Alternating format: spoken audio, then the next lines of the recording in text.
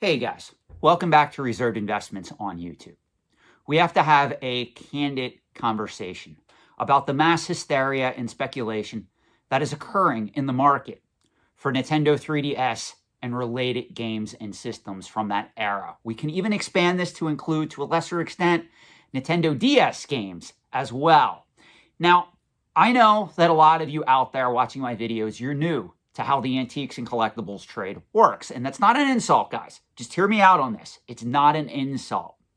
But if we go all the way back to the 70s, to the 80s, to the 90s, it used to be that a popular product or a popular toy or a popular pop culture, whatever it is, would hit the market. It would take the world by storm. Then several years later, you would find these items, whether it's an Atari 2600, whether it's vintage Kenner Star Wars figures, pretty much when the line ran its course, you would find these items being discounted by toy stores, big box stores, retailers. They would have a bargain bin. That's where that term came from, where they would dump all this stuff into, and they would sell it pretty much, in certain cases, for pennies on the dollar. Now, the people that bought it, they were just happy they were getting these particular items at a proverbial discount. Most of the people were not raiding the bargain bins at that particular point in time, 70s, 80s, early 90s, thinking that a lot of these particular items were going to become valuable collectibles in the future. Well, here we are in 2023 with antiques and collectibles selling at all-time prices. If we go back towards the pandemic, 2021, we also have a lot of hype-driven YouTube content being put out on a daily basis. We have TikTok, we have collecting forums, we have online collecting groups. And this is what drives me nuts about some of you guys. If you go back, you watch some of the videos that I did on Funko Pop, some of these other pop culture collectibles, you're going to go through the comment section and you're going to come across people that just think that I am insane or oblivious to the fact that all these particular collectibles are going to be the next big thing. Now, full disclosure, Nintendo products actually have organic collectability. It's not equatable to a Beanie Baby or a Funko Pop or something stupid of that caliber. However, this is what you need to understand, though. Any collecting category at any given time can enter into a speculative frenzy, also known as a speculative bubble, and that bubble could last years. That bubble in certain instances can last decades.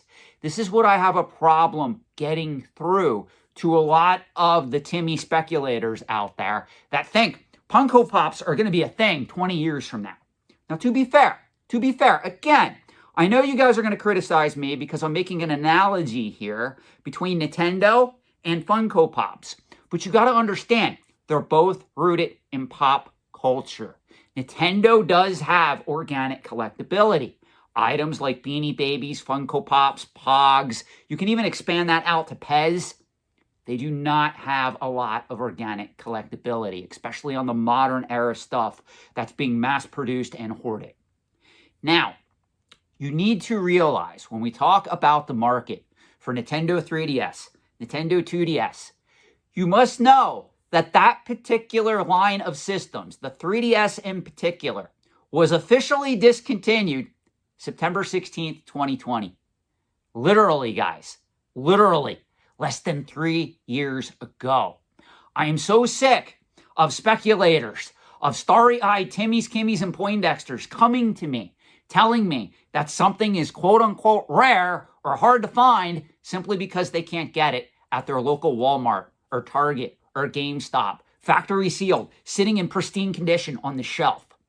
That is not a good barometer to judge the scarcity of an item.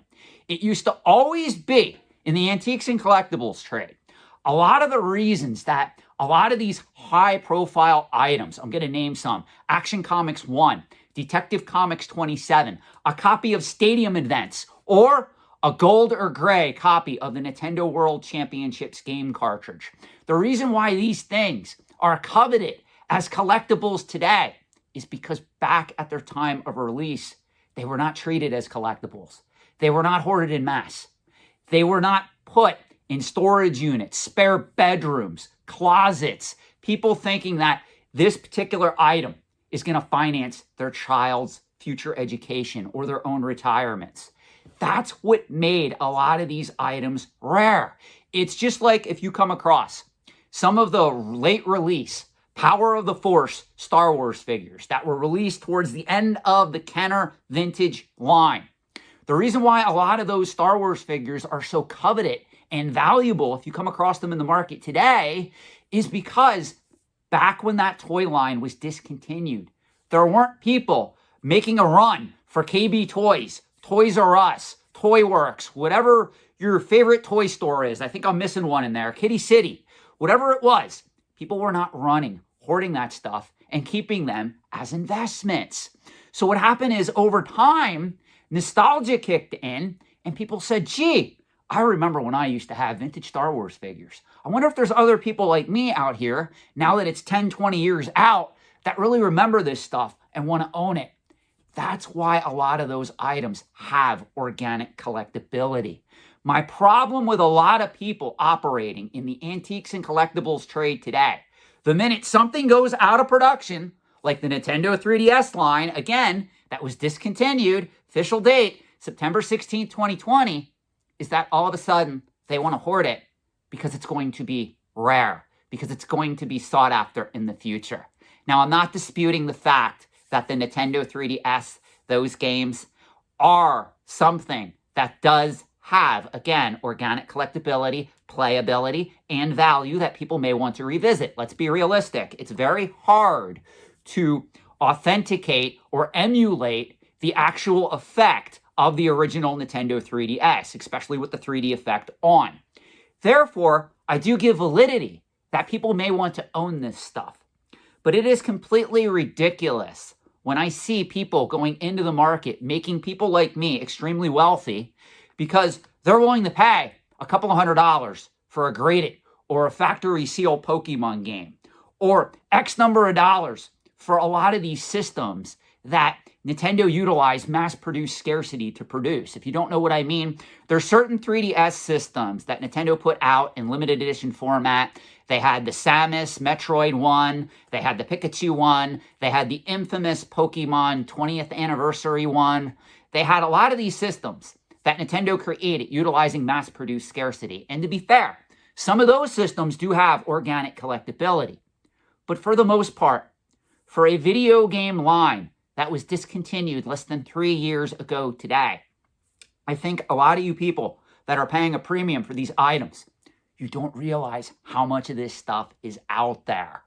You know, even now, I kind of have to adjust to this new normal where every time I buy in to Nintendo 3DS games or discounted Nintendo Switch games, or somebody comes to me and say, hey, Sean, we found this lot of Nintendo DS games in a warehouse. Are you buying? This is what we want for it. And I take possession of this stuff. And I sit there even for a minute and think, you know, why did I pay all this money for this stuff?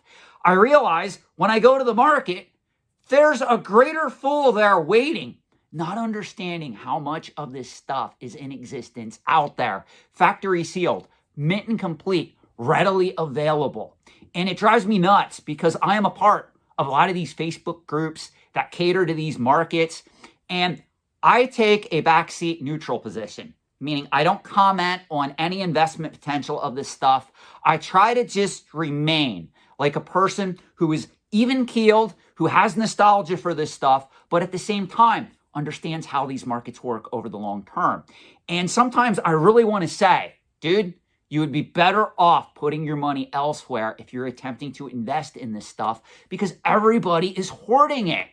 And, you know, it cracks me up. There's people that post pictures of their hoards of factory sealed Nintendo 3DS video games, DS video games, Nintendo Wii video games, Wii U video games, whatever it is.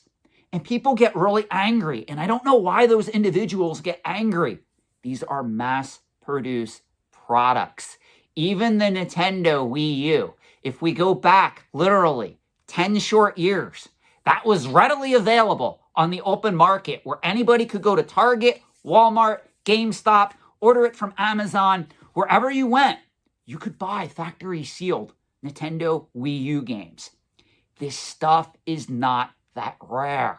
Some of you need to really understand that the reason some of this stuff, like an Actions Comics 1, a Detective Comics 27, an Alpha Edition Magic the Gathering Black Lotus, a first edition holofoil base Charizard, the reason why those products have such value on the secondary market is because back in the day, nobody hoarded them in mass.